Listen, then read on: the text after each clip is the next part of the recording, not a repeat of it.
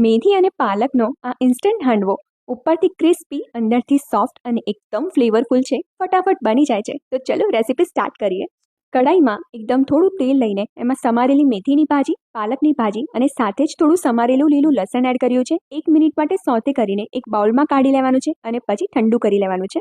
હાંડવાના better માટે એક બાઉલમાં 1.5 કપ રવો લીધો છે. એમાં અડધો કપ બેસન એડ કરવાનો છે, 1 કપ દહીં એડ કરવાનું છે. જરૂર પ્રમાણે થોડું થોડું પાણી એડ કરતા જઈને બરાબર મિક્સ કરતા જઈને ખીરું તૈયાર કરવાનું છે. આ ખીરાને ઢાંકીને 10 થી 15 મિનિટ માટે રેસ્ટ આપવાનો છે. રેસ્ટ આપ્યા પછી ખીરામાં આદુ મરચાંની પેસ્ટ, સફેદ તલ, ખાંડને તમે સ્કીપ પણ કરી શકો છો. હિંગ, હળદર, સ્વાદ પ્રમાણે મીઠું, સમારેલી કોથમીર અને સોતે કરેલી ભાજી એડ કરી દેવાની છે. તેલ એડ કરીને એકવાર બધું જ બરાબર મિક્સ કરવાનું છે. જરૂર લાગે તો હવે થોડું પાણી એડ કરવાનું છે અને હવે આ ખીરાના 2 ભાગ કરી લેવાના છે.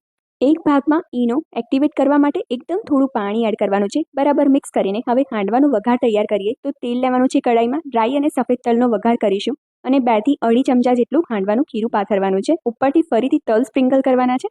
ઢાંકીને હાંડવાને સ્લો ફ્લેમ ઉપર કૂક કરવાનો છે. નીચેની સાઈડ એકદમ સરસ રીતે કૂક થઈ જાય ત્યાર પછી હાંડવાને પલટાવી દેવાનો છે. ફરીથી ઢાંકીને બંને સાઈડથી એકદમ સરસ રીતે આ રીતનો ગોલ્ડન કલર આવી જાય ને બસ તો હાંડવો રેડી છે.